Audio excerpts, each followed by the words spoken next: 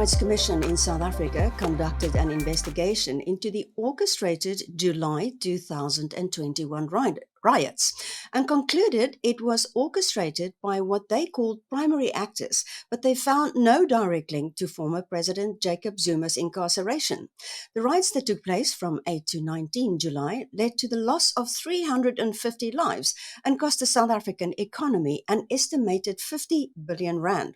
We have Professor Theo Venter from the University of Johannesburg. He is a political analyst there in the business studio to delve into what this report means. Hi, Theo, and welcome back to Biz News.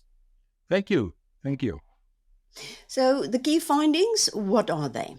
It's a long document, and I think from about pages 8 to 27, you get the executive summary and then the findings, and they have they've delved deep into the issue, but they turned up with some very ambivalent kind of findings. They make a lot of the incarceration of President Zuma at the same time as the riots. Then they go deep into the riots in terms of the racial composition. Was it a planned event, or was it something that just happened on the spur of the moment? And then they delved into the responses and the reactions and so on and so on. But in the end, I think the most important recommendations made by them were focused on government action, a lack of intelligence, lack of government response, some advice on what the police should do, some recommendations about what the private security establishment must do, and things like that. But the most ambivalent part of the report, which places this report in a difficult kind of spot, is the fact that they describe, or let me put it metaphorically.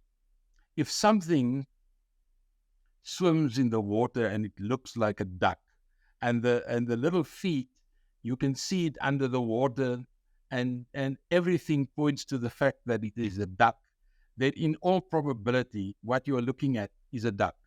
Now they went through very much the same kind of model. They saw everything.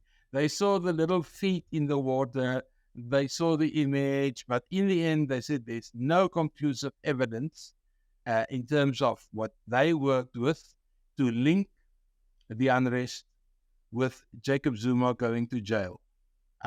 Although they describe the process and they go in detail in what happened, but what they couldn't find is, I would say, substantive evidence that links the one to the other.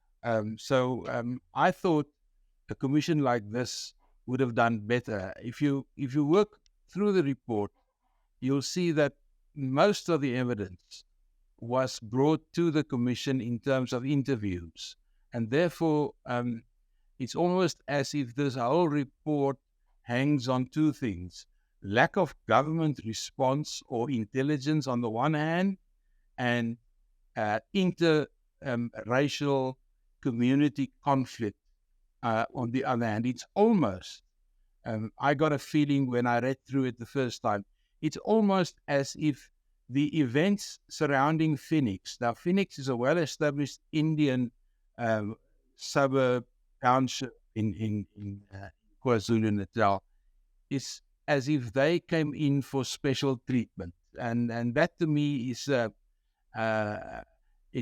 pity, because they talk about those people that were the primary movers in this action. Then they spoke about the secondary responsibility or the secondary actors. In other words, there were people planning it, and then the secondary ones were the people exploiting what happened. But they haven't in their report looked at responses, how communities responded to a perceived threat. And they used the old apartheid phrase of swart gevaar, which I thought was a little bit out of kilter for this kind of investigation. I also noticed the swart gevaar and the emphasis on race, but I think most South Africans remember that there were instances where the taxi associations and some locals, they might have been white, got together. So it wasn't always just this thing about race, a lot of people thought. So these primary actors that they mentioned very vaguely, what did you think of the fact that they didn't mention anybody? Well, they hide behind the fact that that is the exclusive mandate of the police, the SAPs, to investigate and to bring forward people that were planning it. There's no doubt in the Commission's report that they think it was a planned event. So this is where the ambivalence sits. It's a planned event. They've got no doubt about that because they then give very good reasons. They're talking about communications that were influenced, cameras that were switched off, ATMs that were robbed. They mention a number of things that look like a planned event. And then they move to who did it? Was there a plan? And that there is and then in one of their recommendations they said, but even if there's a planned thing that emerged the day Jacob Zuma was incarcerated, the fact that it happened has no link to Jacob Zuma at all. I think they could have delved deeper into that because I think most people that did the analysis, if you talk to the security guys, if you talk to the police, they would all tell you there is no doubt that there is a link. And we know that several people were taken in custody, and they also indicated the major role of the social media, WhatsApp, fake news.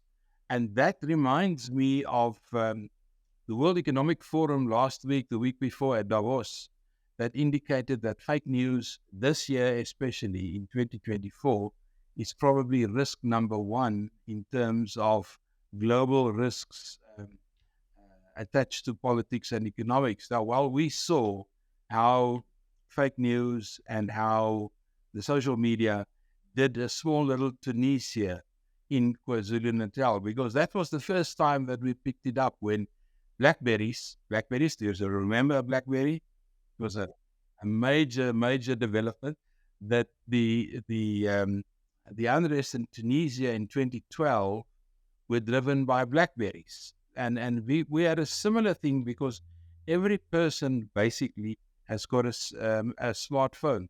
And with smartphones, your communication is actually outside government's control. And they spend a lot of time analyzing that. And that is where I think this thing points to a failure of intelligence, broadly speaking.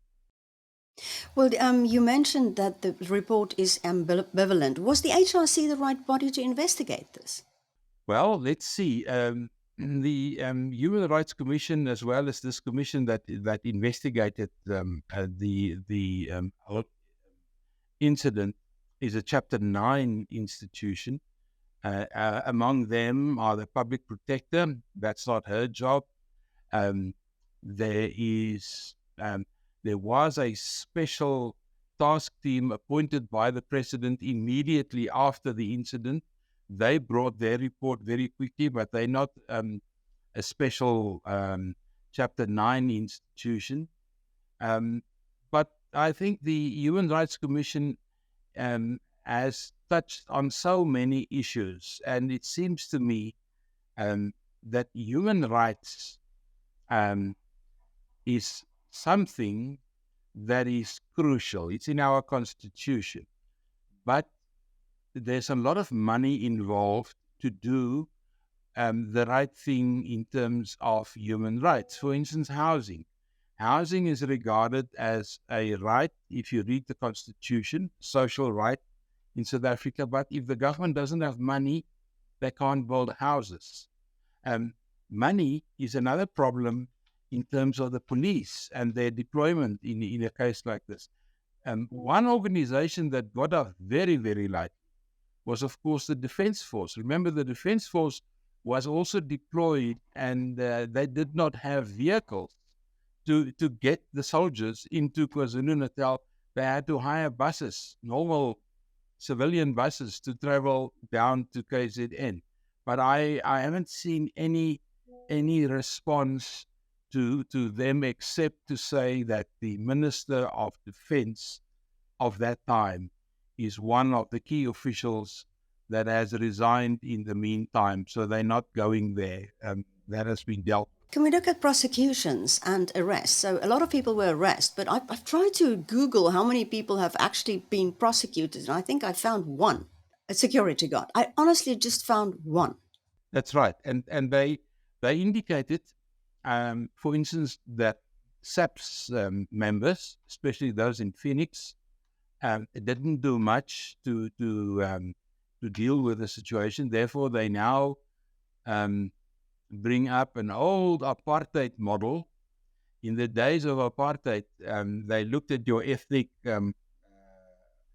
your ethnic background, and let's say you're Zulu speaking, they would place you in a Setswana speaking police station, just to prevent you from going too deep into the society that you're from. They're making the same recommendation here, that police must be careful not to place people into a community in which they can integrate fully. And that is a subtle kind of statement that policemen were not doing their work, or none were prosecuted. There were several people arrested based on what they said on WhatsApp and what they've done on the internet. Nothing came of that. And I personally think that if it was planned, and they're sure that there was a comprehensive plan about this thing, that it was not a spontaneous combustion. Because here's the problem. If it was a spontaneous combustion following COVID, following bad economic times, following a lot of other reasons which they provide the context, we are currently sitting in exactly the same situation. And spontaneous combustion in politics doesn't happen. It is planned. It is something that someone orchestrates. Somebody must say, okay, the time is ripe. There's enough, let's use a typical South African example. There's enough dry wood available. And if you now set a fire, we're going to have a big story. That is still the situation. Let's take a place like the northern parts of Pretoria, Tshwane, where we had a bad situation with water, the quality of water, and that also provided a situation where people could easily move into spontaneous combustion. I do not subscribe to spontaneous combustion in politics. I've never seen that happening anywhere. Even if you go down to the glorious revolution of 1648, or if you go to the French Revolution, or any of the revolutions, even if we go to some recent revolutions in Russia and so on, they were planned.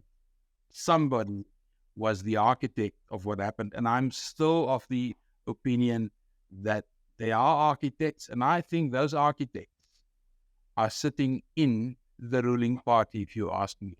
They're sitting in the upper echelon of the ANC in KZN. But that becomes very uncomfortable if you want to deal with them. It is almost the catch-22 the ANC confronted itself with the Zondo Commission. The Zondo Commission indicated that there's a lot of people that's obviously guilty, stole millions, but then there are the second-class guys that got a lot of benefits out of the big stealers. But they're still sitting in the party. So the spontaneous combustion you're talking about are these primary actors that they mention. Yeah, and you think everybody knows who they are, but the commission didn't name them, or do people know who they are? Well, I think this is where the limits of the Human Rights Commission is. They, like I said in the beginning, they invited people to come for interviews and to have hearings, and obviously those guys would not pitch up for a hearing. Somebody must accuse them. Now, if you accuse them without proper facts, you're in trouble. So there's a catch-22 here, and that's why the intelligence services, the National Prosecuting Agency, and those kind of things. What we actually need here is an institution that operates like MI5, MI6, or the FBI that can operate almost despite the political system, that has enough independence to mention people and to do. The Hawks were supposed to do that in their previous incarnation when they were called the Scorpions, but then Jacob Zuma, our dear Jacob Zuma, killed the Scorpions and replaced them with the Hawks that is responsible to a minister in the cabinet. That means they can never do the independent work in a case like this, like the Scorpions would have, or the FBI can. So how do we take the recommendations forward? So there were some recommendations, and the problem now with this report is that a lot of South Africans came out, the public came out and said, this is not believable, that there's no link to Zuma, like you said as well. What happens? Not a lot of people have been prosecuted. And you say we're sitting with the same kind of very tense situation now with coming up to the election. So what can we take forward, and what kind of recommendations were there to make sure that this doesn't happen again? Okay, the route that the Chapter 9 organizations follow is that this report is actually a report to Parliament. It will be presented to Parliament and, of course, to the presidency.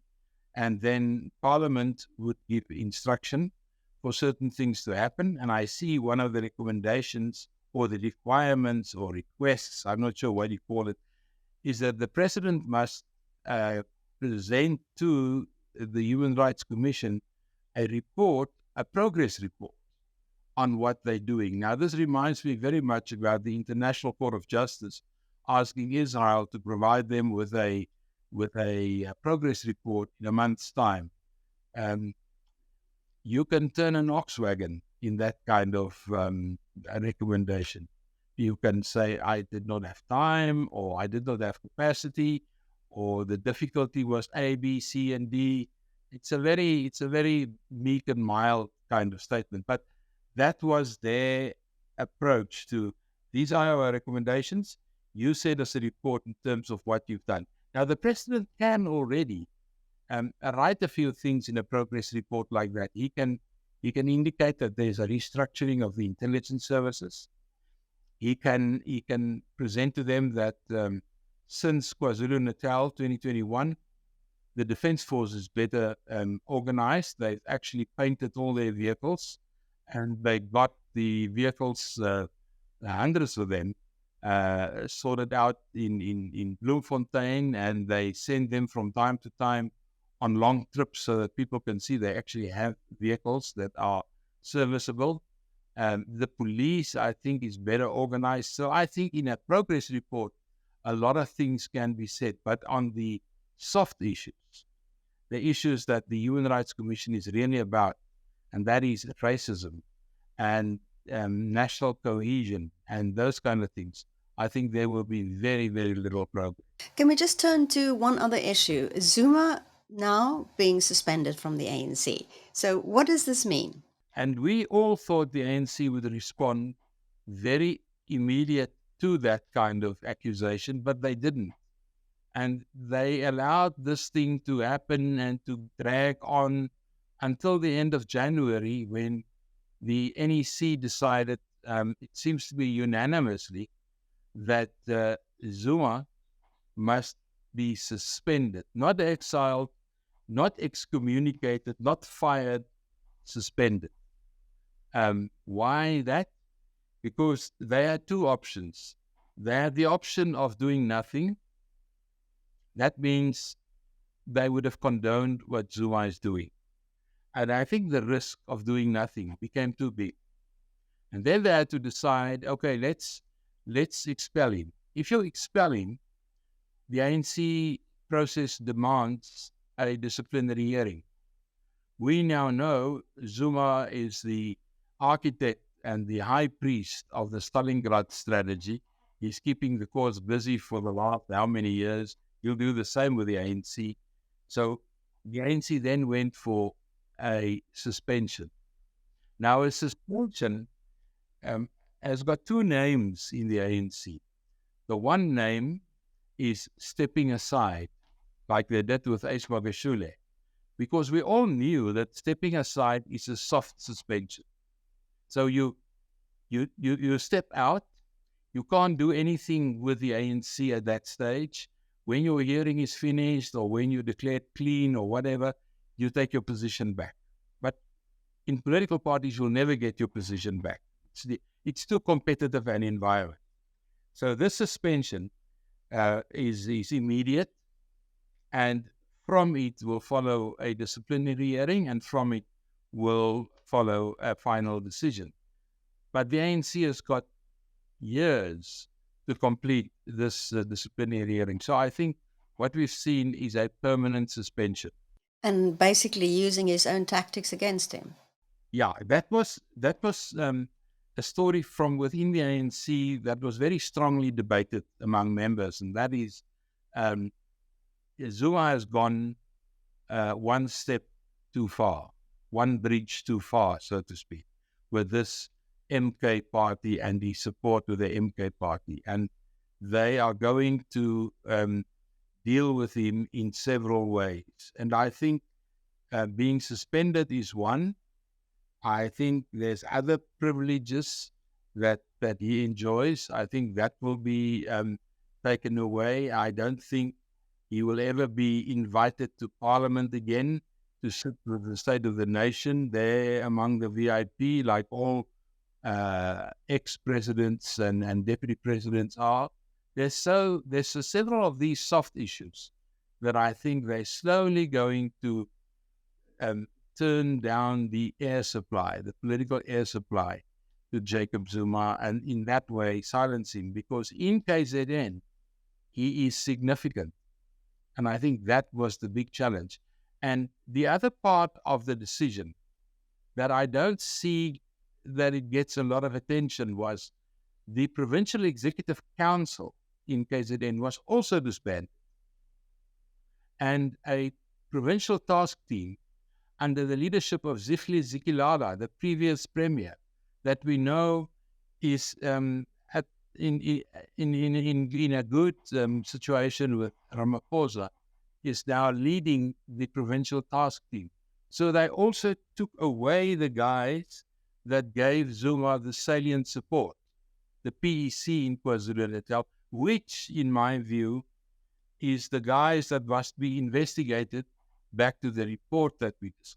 So there's a lot of there's almost a neural network of who does what where, and this will create a lot of debate from here onwards, because KwaZulu-Natal is significant. Why? It has a population of approximately 11 million people. It represents about 20% of ANC membership. They are not represented in the ANC leadership for the second time in 5, 7, 8 years. So although they're important as a group, they're important as a collective, their role in the ANC has been absolutely on the edge of what the ANC can do. And if we can add to that issue, the IFP is showing growth, and the Zulu kingship is in trouble. There's a lot of legal questions and ramifications, and the Zulu royal house is a significant player in KwaZulu politics. So I think KwaZulu-Natal is the province to watch very closely towards the election that I hope will be announced at the SONA next week on the 8th of February. Professor Theo Venter, thank you so much for speaking to us. My pleasure.